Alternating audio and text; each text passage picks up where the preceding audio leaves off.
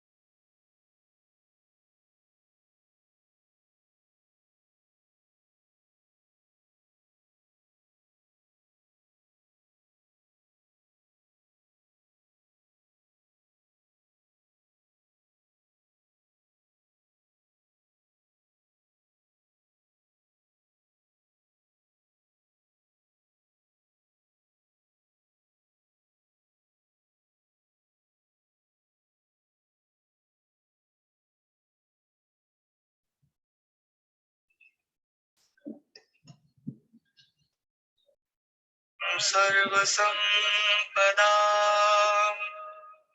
लोकाभिरामं श्रीरामं भूयो भूयो नमाम्यहम्।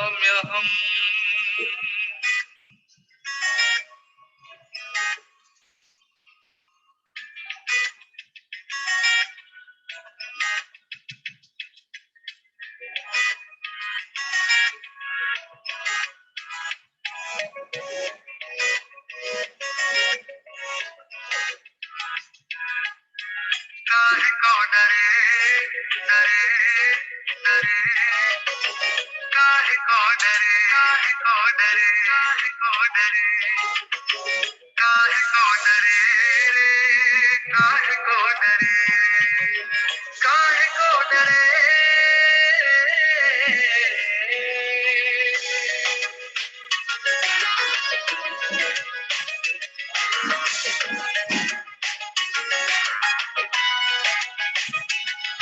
तेरा राम जी करेंगे बेड़ा पार, उदासी मन काहे को करे।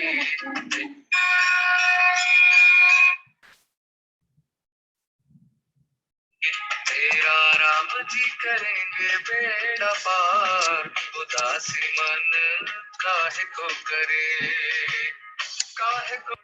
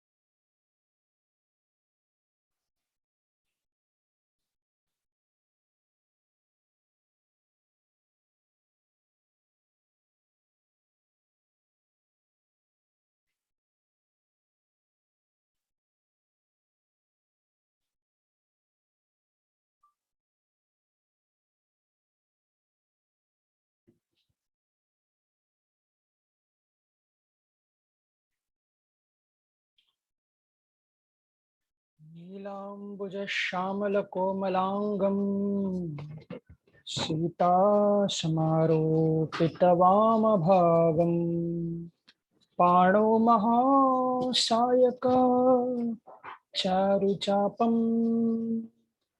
नमामि रामं रघुवंशनाथम्।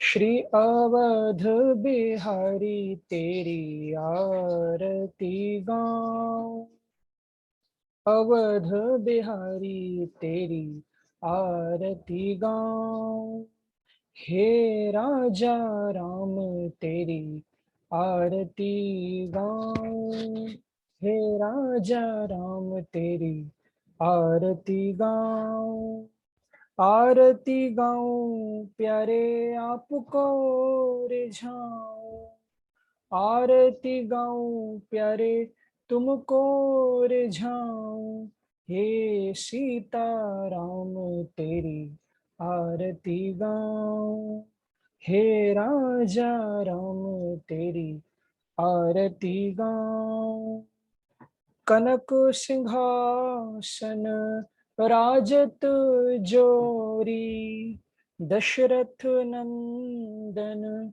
जनक किशोरी, दर्शन कर आनंद मनाऊं, हे राजा राम तेरी आरती गाऊं, लखन राम सिय शोभा साजे, चरणों में हनुमान विराजे, निरख निरख छवि मन में बसाऊं, हे राजा राम तेरी आरती गाऊं, मैं सेवक मेरे नाथ आप हो, हर पल मेरे साथ आप हो, तन मन धन चरणों में चढ़ाऊं, हे राजा राम तेरी आरती गाऊं, श्री तुलसीदास जी के प्यारे तुम हो, मेरे रघुवर जीवन धन हो, वास सदा चरणों में पाऊं, हे राजा राम तेरी आरती गाऊं, आरती गाऊं प्यारे आपको रिझाऊं, मैं आरती गाऊं रघुवर तुमको मनाऊं, हे राजा राम तेरी आरती गाऊं, हे सीता राम तेरी आरती गाऊं, हे राजा राम तेरी आरती गाऊं। तो श्री रामचंद्र भगवान की जय, अवध बिहारी सरकार की जय, जय जय श्री राधे, जय जय श्री राधे, जय जय श्री राधे। गुरुर्ब्रह्मा गुरुर्विष्णु गुरुर्देवो महेश्वरः, गुरुः साक्षात् परब्रह्म, तस्मै श्री गुरवे नमः। वरहापीडं नटवरवपु कर्णयो कर्णिकारं, बिभ्रदवासः कनककपिशं वैजयन्तीं च मालां, रन्ध्रान् वेणोरधरसुधया पूरयन् गोपवृन्दैः, बृन्दारण्यं स्वपदरमणं प्राविशत् गीतकीर्तिः। गुरुवरथे त्यक्तराज्यो व्यचरधनुवनं पद्मपदभ्यां प्रियायाः, पाणिस्पर्शाक्षमाभ्यां व्रजतपथुरजो यो हरीन्द्रानुजाभ्यां, वैरूप्याच्छूर्पणक्षा प्रियविरहरुषारोपितभ्रू वृजृम्भो, त्रस्ताब्दिर्बद्धसेतुः खलदवदहनः कौसलेन्द्रो गतान् आपदामपहर्तारं दातारं सर्वसम्पदां लोकाभिरामं श्रीरामं भूयो भूयो नमाम्यहम् अतुलितबलधामं हेमशैलाभदेहं दनुज्वनकृशानुं ज्ञानिनामग्रगण्यं सकलगुणनिधानं वानराणामधीशं रघुपतिप्रियभक्तं वातजातं नमामि। श्री राधे मेरी स्वामिनी मैं राधे जू को दास जन्म जन्म मोहे दीजियो श्री वृंदावन को वास। लाख बार हरि हरि कहें एक बार हरिदास अति प्रसन्न श्री लाडली सदा विपिन को वास। मेरो मन माणिक गिरवी धर्यो श्री मनमोहन के पास प्रेम व्याजे तनो बढ़्यो के ना छूटन की आस।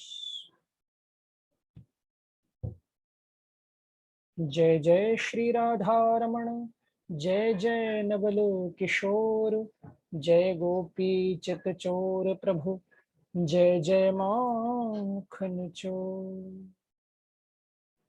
श्री अवध बिहारी सरकार की जय। वृंदावन बिहारी लाल की जय। जय जय श्री राधे जय जय श्री राधे जय जय श्री राधे। सर्वप्रथम तो आज हिंदू सनातन धर्म संस्कृति के हिसाब से आज नव वर्ष हमारा प्रारंभ हुआ है। तो उस नव वर्ष के उपलक्ष्य में सभी को बहुत बहुत शुभकामनाएं। ये वर्ष हमारा प्रभु के स्मरण में प्रभु को अर्पित होकर के बीते। उनके चरणों में हम और ज्यादा करीब पहुँचें, यही प्रार्थना है। और इस वर्ष सबका मंगल, सबकी समृद्धि बढ़े, मंगल कार्य सबके घर में हो, ये भी प्रार्थना है। ये 2 मिनट के लिए प्रभु राम का कीर्तन करें, फिर हम कथा में आज के प्रवेश करेंगे।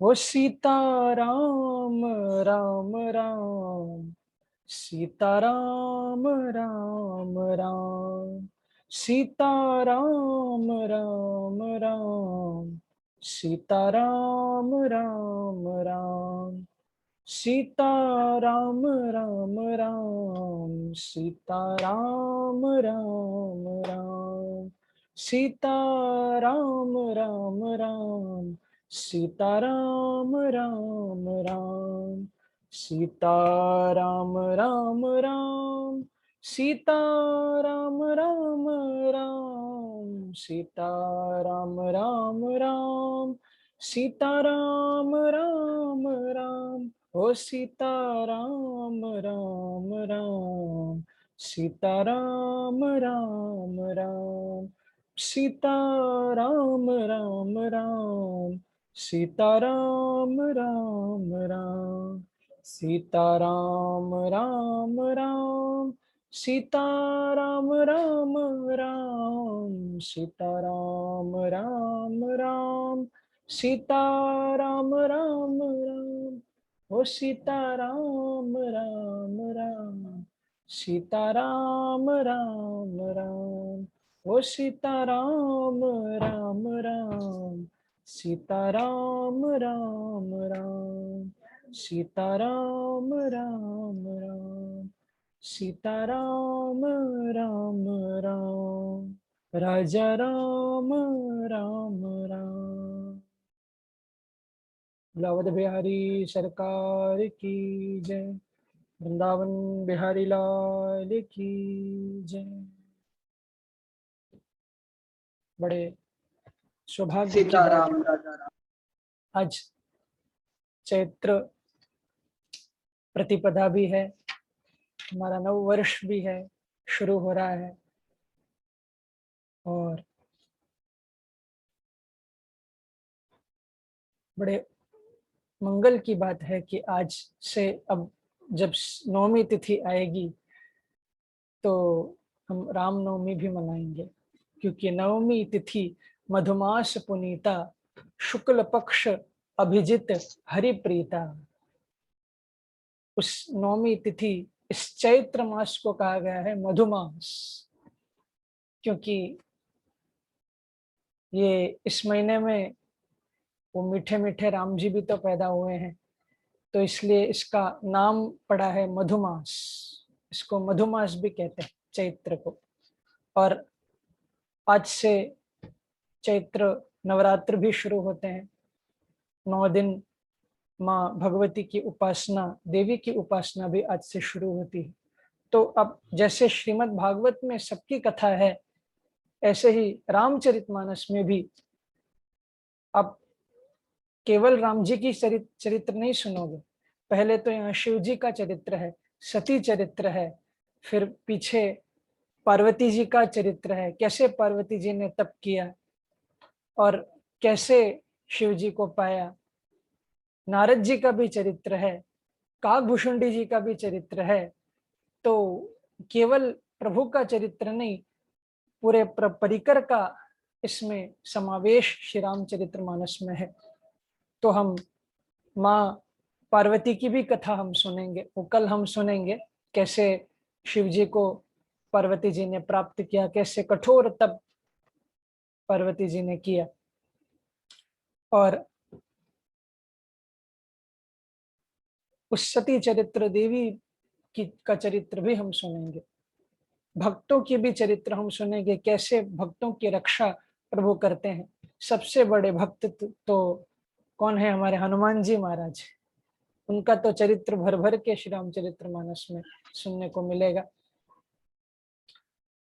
श्री हनुमान जयंती भी आएगी आगे, जब अमावस्या आएगी तो श्री हनुमान जी की भी वो दिव्य चरित्र हम सुनेंगे। तो उससे पहले ही हम सुन लेंगे, क्योंकि 10 को हम, क्योंकि जब राम जी जन्म होंगे तब ये कथा विश्राम लेगी। और एक बात, विशेष बात यह है कि राम जी का तो जन्म हुआ नवमी तिथि को, और उसी दिन श्री तुलसीदास जी महाराज ने ये रामचरित्र मानस भी लिख करके संपूर्ण किया था। मैंने इस रामचरित्र मानस की भी जन्म तिथि वही श्री राम नवमी ही है। तो ये दो विशेष बात है। राम जी का भी चरित्र, राम जी का भी जन्मोत्सव उसी दिन है, और श्री रामचरित्र मानस की भी जन्मोत्सव उसी दिन है। तो ऐसे इस चरित्र को हम श्रवण करने जा रहे हैं। पहले तो जैसे श्रीमद् भागवत में कहा गया कि ये मनुष्यम देह जो हमको मिला है, प्राप्त हुआ है, यही पहले तो दुर्लभ है, वो हम समझ लें कि ये देह मिलना, मानव देह मिलना बड़ा दुर्लभ है। उसके आगे उस देह मिलने से भी ज्यादा दुर्लभ क्या है? ये सत्संग मिलना। क्योंकि संग तो हमको मिल जाते हैं, आप पूरी दुनिया भर में घूम जाओ, कोई न कोई तो आपको मिलने वाला है ही। आपको मिलेगा, आपकी दोस्ती होगी, आप मिलोगे, बिछड़ोगे। लेकिन ये सत्संग माने क्या है? सत्य का संग। कोई व्यक्ति का हम संग नहीं करते उस सत्संग में। अब हम मिल रहे हैं, हम लोग यहाँ चर्चा कर रहे हैं, तो आप हम ऐसे दोस्त मिलने के लिए जैसे नहीं मिल रहे हैं, टाइम होते हैं। प्रभु की चर्चा करने के लिए बैठे। तो ये सत्संग क्या है? जो हमको सत्य से जोड़े। सत्य कौन है? प्रभु राम है, प्रभु कृष्ण, ये सत्य है जो हमेशा रहने वाले हैं। तो उस सत्य से जो हमको जोड़े उसको हम सत्संग कहते हैं। उसका संग करना, कथा का संग करना, क्योंकि कथा हमको प्रभु से जोड़ती है। तो उस कथा का संग करना, कथा का श्रवण करना, प्रभु नाम जप करना, ये सब सत्संग ही तो है। तो मानव देह मिलना दुर्लभ है, लेकिन उससे भी दुर्लभ है उस मानव देह को प्राप्त करके सत्संग को प्राप्त करना, असं चालेल का? प्रभु की भक्ति को प्राप्त करना।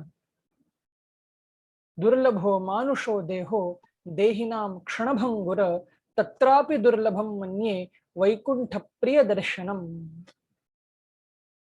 उन वैकुंठ प्रिय भक्तों का संग करना ये अत्यंत दुर्लभ है, क्योंकि आपको दुनिया का चर्चा करने वाले तो बहुत मिल जाएंगे, यहाँ वहां की चर्चा करने वाले तो बहुत मिल जाएंगे, कैसे पैसे कमाना है इसकी चर्चा करने वाले तो बहुत मिल जाएंगे, लेकिन कैसे प्रभु को प्राप्त करना है, कैसे हमारे इस मनुष्य देह को पाने का लक्ष्य प्राप्त करना है, इसको कहने वाले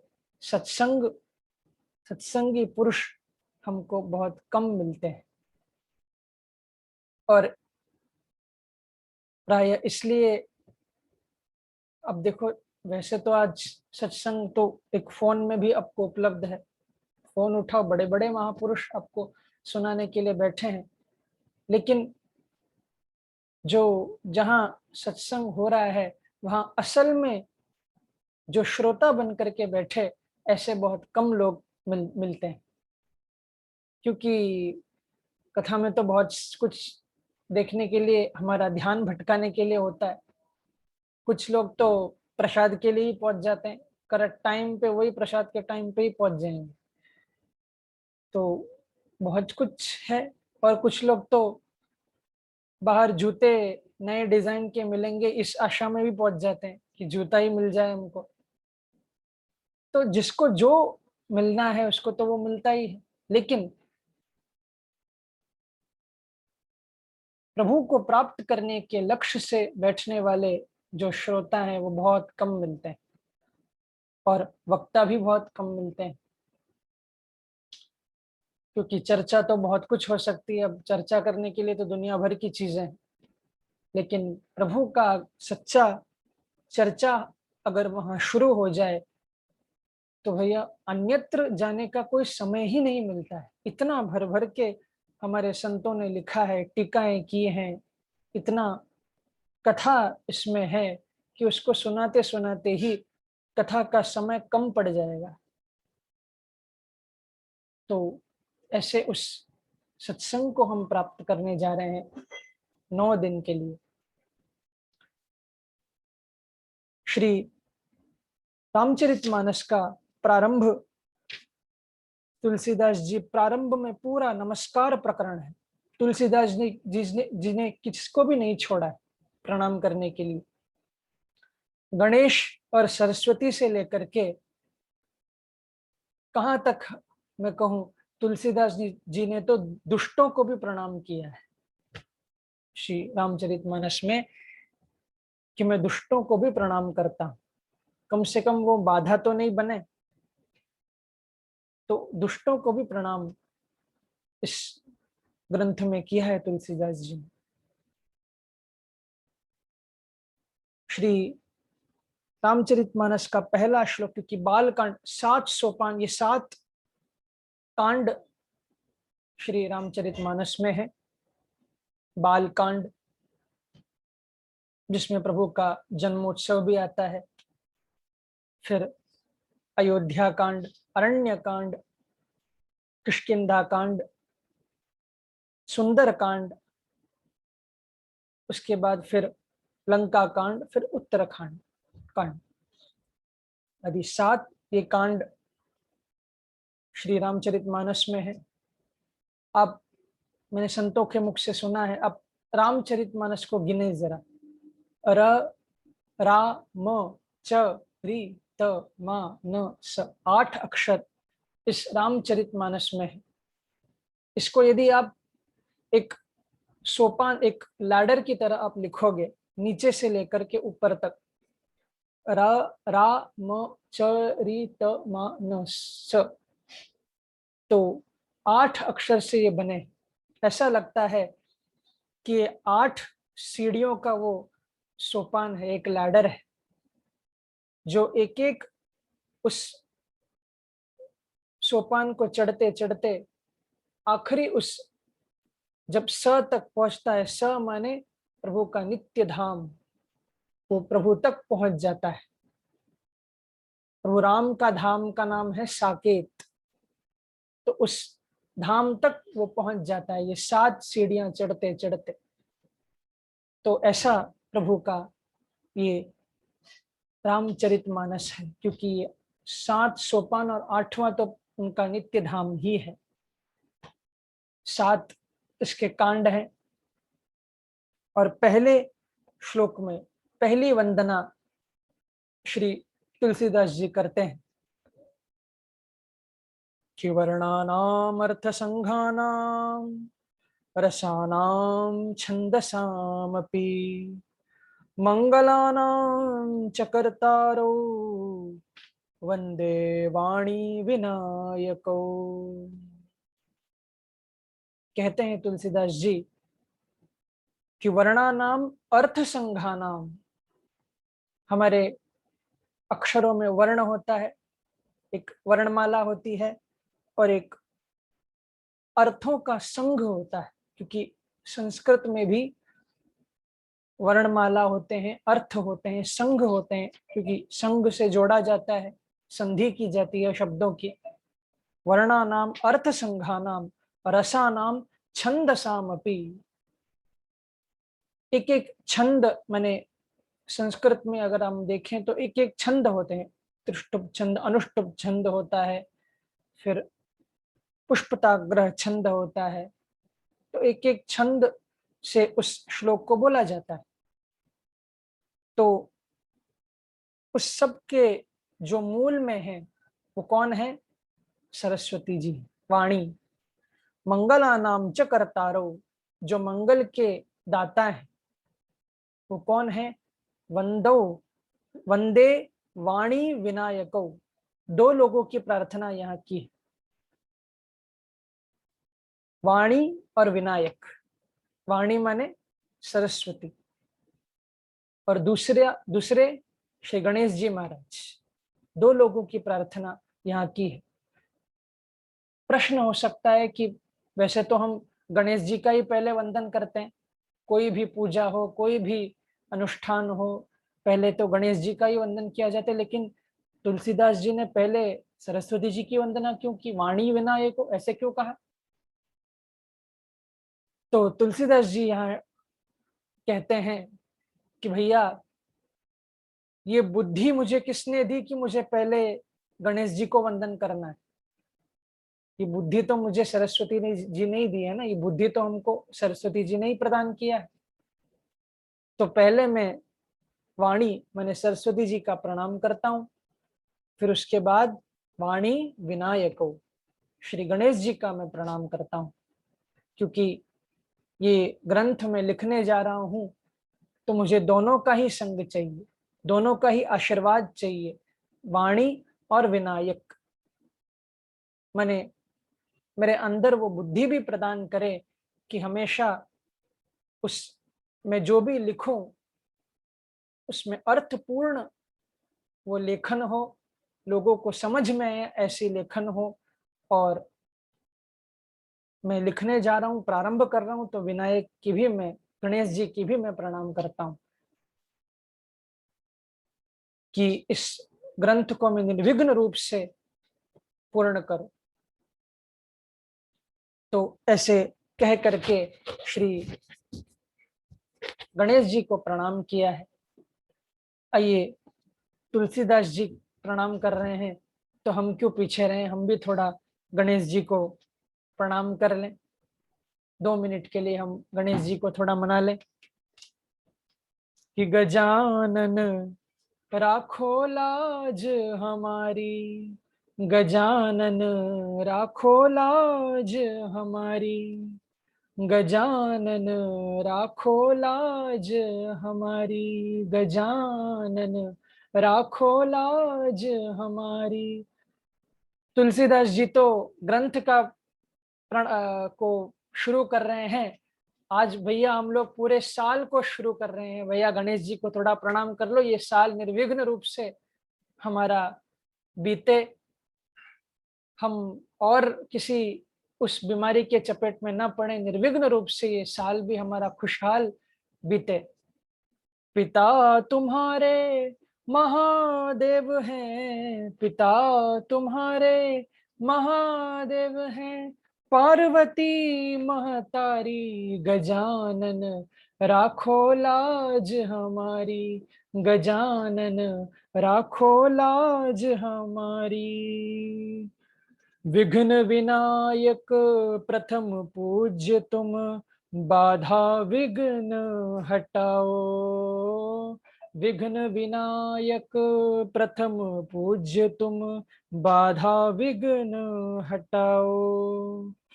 सबसे पहले तुम्हें बुलाएं, आओ गजानन आओ, सबसे पहले तुम्हें बुलाएं, आओ गजानन आओ।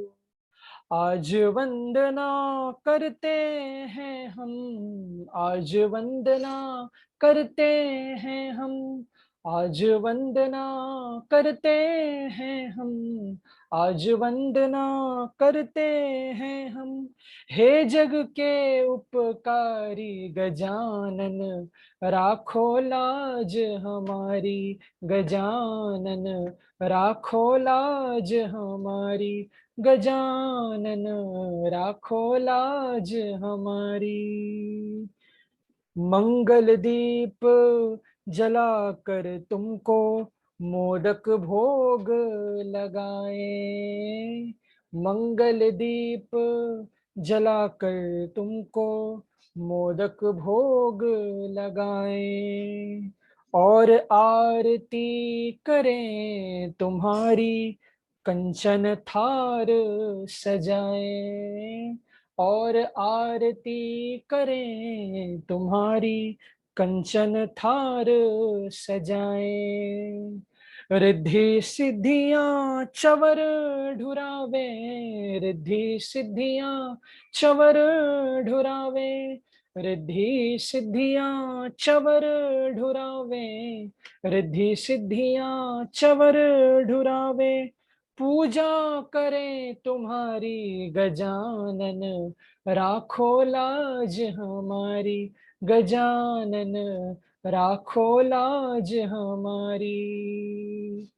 पिता तुम्हारे महादेव हैं, पिता तुम्हारे महादेव हैं, और पार्वती महतारी, गजानन राखो लाज हमारी, गजानन राखो लाज हमारी, गजानन राखो लाज हमारी। बोलो श्री गणेश जी महाराज की जय। तो तुलसीदास जी ने पहले प्रणाम सरस्वती जी को और गणेश जी को करके इस ग्रंथ का प्रारंभ किया। फिर दूसरे श्लोक में श्री तुलसीदास जी कहते हैं कि भवानी शंकरो वंदे श्रद्धा विश्वास रूपिणौ, याभ्याम विना न पश्यन्ति सिद्धाः स्वान्तस्थमीश्वरम्।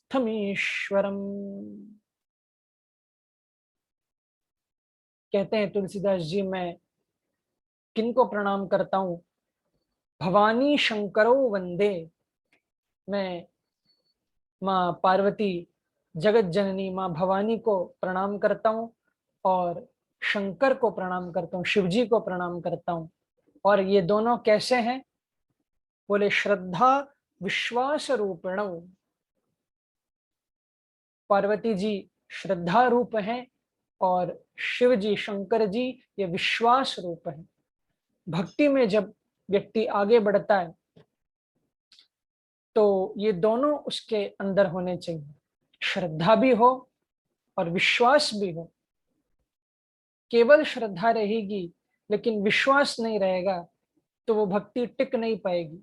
लेकिन विश्वास ही सिर्फ हो लेकिन श्रद्धा ही ना हो तो फिर तो वो बेकार ही है। क्योंकि ये दोनों भक्ति में, या कोई भी काम, आप संसार का ही काम ले लो, छोटा सा काम, श्रद्धा भी होनी चाहिए। श्रद्धा किस पे? हमारे बड़े जन, हमारे गुरुजन जो हमें कह रहे हैं उस पे श्रद्धा हो कि ये सत्य है, उस पे श्रद्धा होनी चाहिए। और दूसरा, जो कह रहे हैं उस पे विश्वास होना चाहिए। ये दोनों जब रहेंगे तो संसार के काम तो ठीक है बनते ही हैं, लेकिन भक्ति में विशेष ये श्रद्धा और विश्वास दोनों होने चाहिए। तो ये शंकर और पार्वती ये दोनों इसी के रूप हैं, श्रद्धा विश्वास रूपिणो, जिनके बिना, कहते हैं तुलसीदास जी की, याभ्याम विना न पश्यन्ति स्वांतस्थम ईश्वरम सिद्धा स्वांतस्थम ईश्वरम। सिद्ध जन भले ही कितने सिद्ध हो जाएं लेकिन श्रद्धा और विश्वास के बिना, माने पार्वती और शंकर जी के आशीर्वाद के बिना वो प्रभु को निहार नहीं सकते, उनको देख नहीं सकते। ऐसा वंदन श्री पार्वती जी के और शंकर भगवान के चरणों में किया है। आज नवरात्रि भी है तो हम शंकर और पार्वती के चरणों में हम प्रणाम करें। बोलो शंकर भगवान की जय, बोलो पार्वती मैया की जय।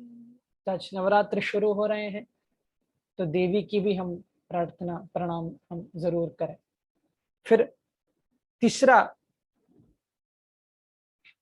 जो प्रणाम तुलसीदास जी ने किया है वो अपने गुरु को किया है, गुरु रूप श्री शंकर जी को किया है।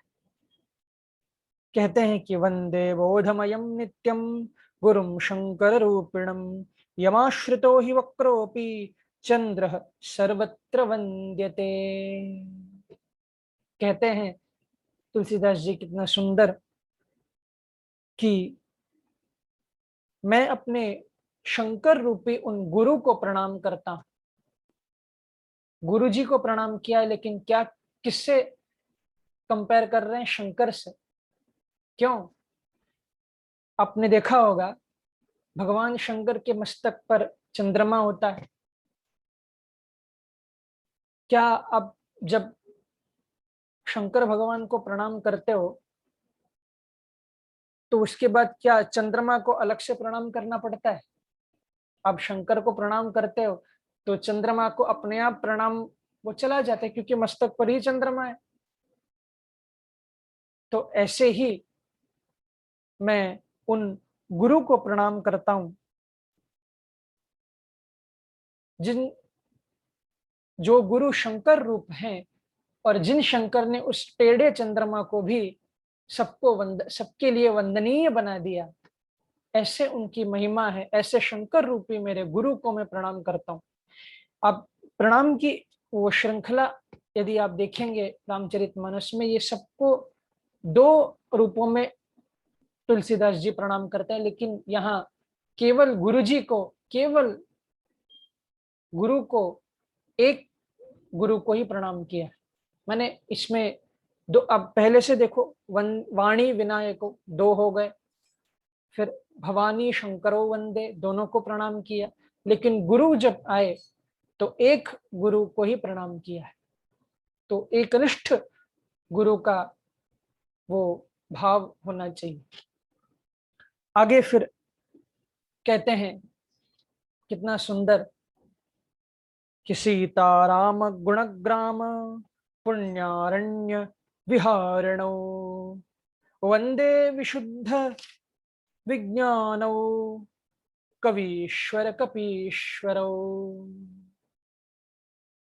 कहते हैं श्री तुलसीदास जी कि सीताराम गुणग्राम पुण्यारण्य विहारिणो,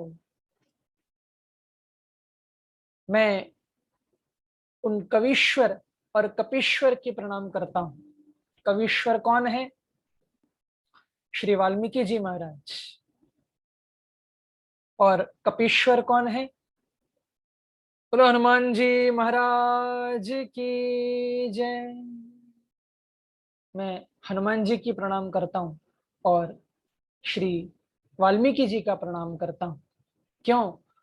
क्योंकि सीताराम गुणग्राम पुण्यारण्य विहारिणो, इन्होंने जो सीता और राम के जो गुणग्राम हैं, ये एक बहुत बड़े जंगल के समान है। तो अब जब जंगल में जाते हो तो आप अकेले थोड़ी जाते हो, एक कोई गाइड होता है जो आपको गाइड करता है कि यहाँ जाना है वहां जाना है, को लेकर जाता है। तो ऐसे ही ये कवीश्वर और कपीश्वर कौन है? ये पुण्य अरण्य, क्योंकि हम अकेले इस अरण्य में पहुंच जाएंगे, सीताराम गुण के उस अरण्य में यदि हम पहुंच जाएंगे तो हम भटक जाएंगे। हमको पता नहीं चलेगा हमको कहाँ से कैसे जाना है, कहाँ से शुरू करना है, कहाँ पर ये खत्म होता है। लेकिन यदि कवीश्वर माने वाल्मीकि जी और हनुमान जी, ये दोनों को हमने पकड़ लिया, ये दोनों हमारे हाथ पकड़ के हमको उस गुणग्राम के उस अरण्य में, उस जंगल में हमको एकदम गाइड करते हुए हमको लेकर जाएंगे। ऐसे उन कवीश्वर और कपीश्वर, इनको हम प्रणाम करते हैं। आपको मालूम है हनुमान जी ने भी रामायण लिखी थी। जब समुद्र के तट पर सब वानर सेना पहुंची थी और सब वो पत्थर डाल रहे थे, तो हनुमान जी ने अपने नखूनों से उस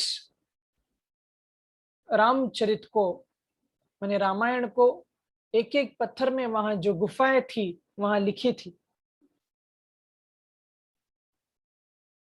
और हनुमान जी ने वाल्मीकि जी को बुलाया, क्योंकि वाल्मीकि जी भी लिख रहे हैं, लिखे वाल्मीकि जी ने भी लिखा था, तो उनको भी बुलाया कि आप मेरी लिखी हुई रामचरित को भी आप पढ़ें। तो वाल्मीकि जी आए, जब पढ़ा वाल्मीकि जी ने तो एकदम भौचक्के हो गए। बोले ये तो, क्योंकि साक्षात हनुमान जी ने लिखा है, तो भैया ये तो इस वाल्मीकि रामायण से भी बड़े श्रेष्ठ लग रहा है। यदि ये सब जगह इसका प्रचार हो गया तो हनुमान जी, मेरे वाल्मीकि रामायण को तो कोई पढ़ेगा ही नहीं, इतना सुंदर आपने लिखा है। तो थोड़ा दुखी हो गए। तो हनुमान जी ने कहा कि देखो, आप दुखी मत हो, आपको तो मैंने पढ़ने के लिए, आनंद लेने के लिए बुलाया था, लेकिन यदि आपको ऐसा लग रहा है कि ये बहुत श्रेष्ठ है और आपके रामायण को कोई पढ़ेगा नहीं, तो मैं इस सब पत्थरों को लेकर के मैं पानी में डाल दूंगा। तो निकाल निकाल करके उस पत्थरों को हनुमान जी ने पानी में डाल दिया। लेकिन वाल्मीकि जी जब देखा तो बड़े दुखी हुए कि आपने इतना कष्ट लेकर के नाखूनों से ये कथा लिखी थी, आपने ये सब मेरे लिए बहा दिया। तो कहा तुलसीदास जी ने कि देखो वाल्मीकि वाल्मीकि जी, आप ऐसा मत समझो मैं आपको फ्री में ये काम करके दे रहा हूं। आप जब इस कलिकाल में आओगे तो तुलसीदास बन करके आओगे, और यही जो मैंने कथा लिखी है इसको ग्राम्य भाषा में श्री रामचरितमानस के रूप में आप लिखोगे और वो आप प्रचार करोगे, तो मेरी राम कथा तो आप प्रचार करोगे ही कलिकाल में, ऐसा कह करके उनको आश्वासन दिया।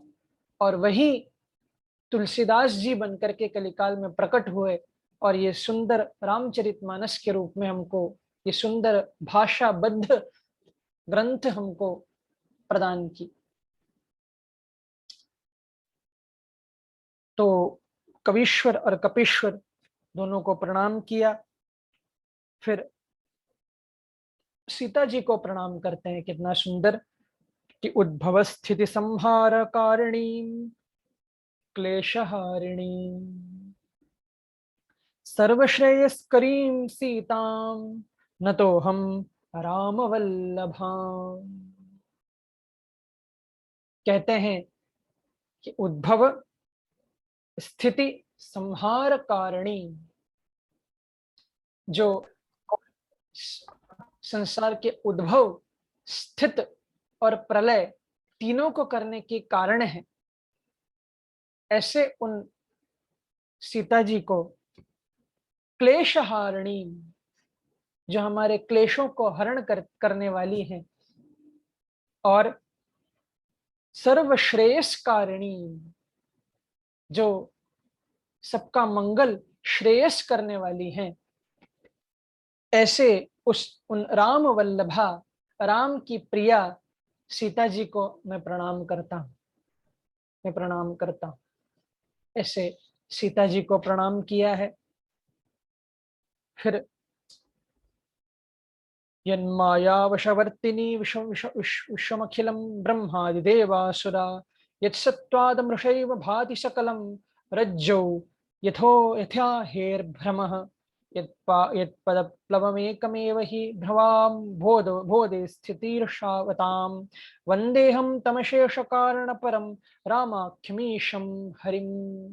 प्रभु श्री राम को प्रणाम किया है, जिनके माया के वशभूत ये विश्व चल रहा है, जिनकी उस रस्सी से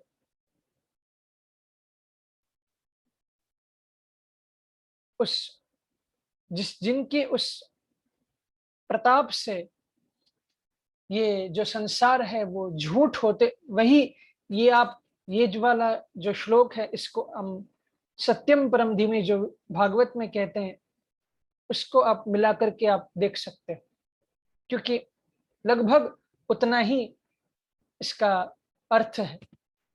जो ये पूर्ण जगत जो हमको सत्य प्रतीत हो रहा है, वो सत्य होते, वो झूठ होते हुए भी हमको सत्य दिख रहा है। कैसे? जैसे एक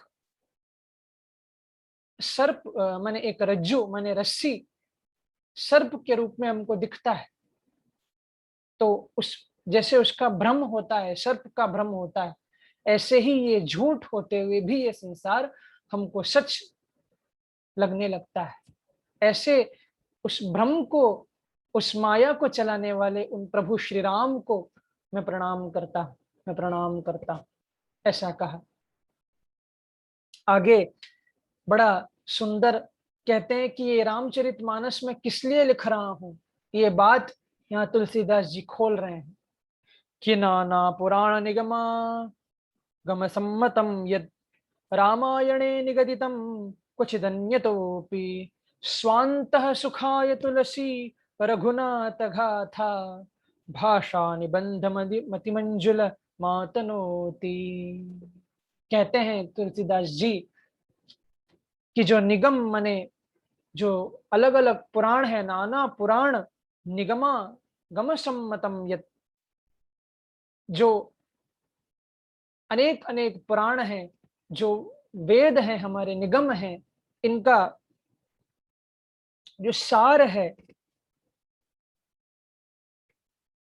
और जिसके सम्मत ही ये रामायण मैं जो लिख रहा हूं, ये किस लिए लिख रहा हूं? स्वान्तः सुखाय तुलसी रघुनाथ गाथा, ये किसी और के सुख के लिए नहीं लिख रहा हूँ, ये किसी और की भलाई के लिए मैं नहीं लिख रहा हूँ, ये तो स्वांतः सुखा, ये मेरे अपने सुख के लिए, माने मुझे रामचरित गा करके शांति प्रदान होती है, मुझे रामचरित लिख करके शांति प्रदान होगी, मैं उस शांति के लिए ये रामचरितमानस में लिख रहा हूँ। स्वांतः सुखाय तुलसी रघुनाथ गाथा, अपने स्वांतः सुख माने अंतर के सुख के लिए, अंतर के उस विश्राम के लिए मैं इस ग्रंथ को लिख रहा हूँ। क्योंकि जैसे हमको मालूम है, नारद जी ने वेदव्यास जी को कहा था कि वेदव्यास जी, जब तक आप भगवान के गुणों को नहीं गाओगे आपको अंदर शांति नहीं मिल सकती।